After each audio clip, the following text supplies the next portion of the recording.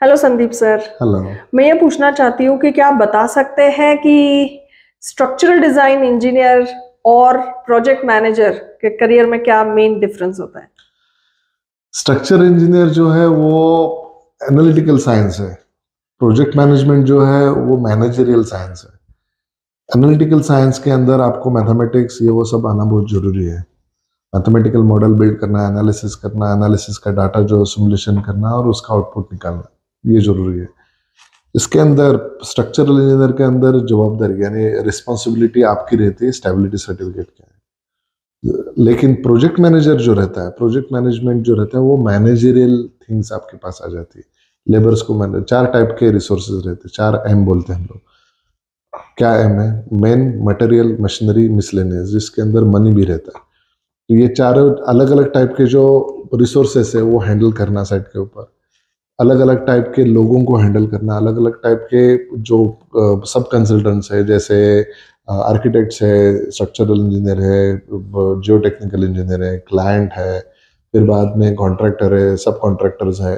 काफ़ी सारे लोगों को हैंडल करने का जो प्रोविजन है वो आपके पास रहता है। प्रोजेक्ट मैनेजमेंट यानी खाली कंट्रोल। अगर आपके पास कंट्रोल नहीं है, लेबर के पास कंट्रोल है, तो आप प्रोजेक्ट मैनेजर बिल्कुल भी नहीं हो। अगर आपके विजिटिंग कार्ड के ऊपर भी लिखा रहेगा कि आप प्रोजेक्ट मैनेजर हो, लेकिन नहीं हो, क्योंकि आप रूल नहीं कर रहे, रूल कर रहा है साइट वाला पर्सन। सो अगर आपके पास कंट्रोल, अगर आपके पास है, तो आप अगर लेबर भी हो तो भी आप प्रोजेक्ट मैनेजर हो।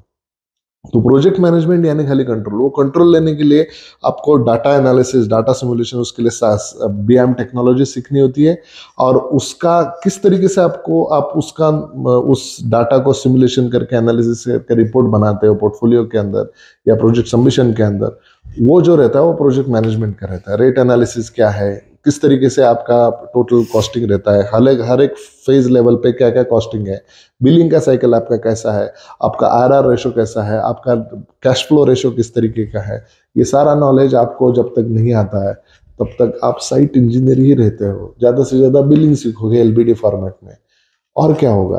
प्रोजेक्ट मैनेजर जब तक आप बनते नहीं हो तब तक आपकी योग्यता निखर के बाहर नहीं आती है, अनफॉर्चुनेटली। तो अगर सब कुछ सीखना है डिटेल में, तो नीचे दिए हुए जो मोबाइल नंबर है उसके व्हाट्सएप के ऊपर पिंग करिए डायरेक्टली मेरे साथ कांटेक्ट बनाने के लिए। Thank you so much, bye bye. Hello Sandeep sir. Hello. आज का मेरा सवाल ये है कि स्ट्रक्चरल इंजीनियर का करियर ग्राफ कैसा है? स्ट्रक्चरल इंजीनियर का करियर ग्राफ जो रहता है ना, जैसे जे कर रहता है ना, जे अंग्रेजी का जो जे कर रहता है वैसा रहता है। इनिशियली जो है वो काफ़ी स्ट्रगलिंग का टाइम है। उसके अंदर किसी भी बंदे को अगर उसके अंदर जाना है तो उसको इनिशियली सॉफ्टवेयर सीखने होते हैं, कोड सीखने होते हैं, अलग अलग टाइप के प्रोजेक्ट्स करने होते हैं, और फिर प्रोजेक्ट के ऊपर का जो आउटपुट है वो निकालना रहता है। जिसके अंदर हम लोग बोलते हैं कि नीचे का जो कर्व है, जनरली वो कर्व बहुत लंबा भी हो जाता है, बहुत स्ट्रगलिंग वाला पीरियड रहता है, और बहुत, यानी कोई भी बंदा उसके अंदर बहुत यानी उसको ऐसा लगता है कि यार कहाँ पे फंस गए।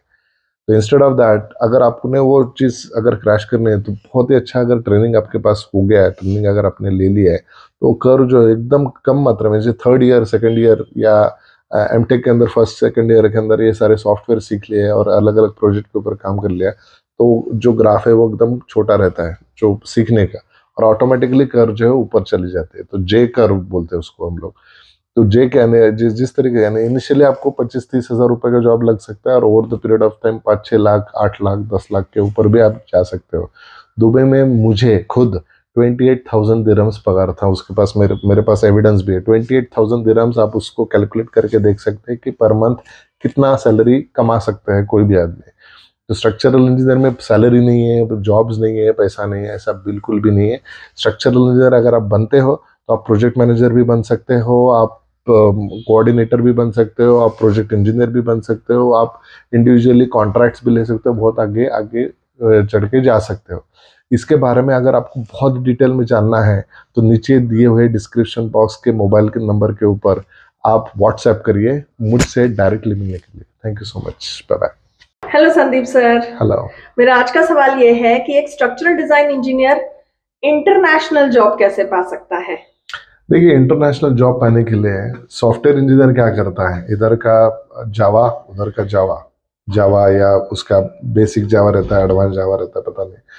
तो सॉफ्टवेयर इंजीनियर जिस तरीके से ब्लूटूथ का जो कनेक्शन है लोकल का और इंटरनेशनल का कनेक्ट करता है, वैसे ही स्ट्रक्चर इंजीनियर को भी कनेक्ट करना चाहिए कि इंडियन जो कौन सा इंडिया के अंदर कौन से सॉफ्टवेयर आप यूज करते हो और बाहर के देश में कौन से सॉफ्टवेयर वो यूज करते हैं। At the same time India के अंदर जो कोड यूज करते हो और उसके अंदर जो कोड्स यूज करते हैं उसका सिंक्रोनाइजेशन आना चाहिए, तो ऑटोमेटिकली जॉब लगना एक सेकेंडरी रहता है। नेचुरल फ्लो में इंडिया का जो कोई भी बंदा है उसको इंडियन रुपीज के अंदर जितना पेमेंट मिलता है, कम से कम 3-4 गुना ज़्यादा पेमेंट उसको आउट ऑफ कंट्री मिल ही सकता है आराम से। तो जितना भी सेविंग उसका हो जाता है वो saving multiplied by 3 to 4 times उसका सेविंग ऑटोमेटिकली हो जाता है। विदेशों में जाने के लिए एमएस करने का इसका उसका कुछ भी जरूरत नहीं। मैंने भी उधर की डिग्रीज वगैरह कुछ नहीं ली थी और दुबई में मेरा आराम से बीटेक के अंदर ही जॉब हो गया था। तो जॉब पाने के लिए बहुत आसान और बहुत ही तगड़ा तरीका है। Thank you so much, bye bye.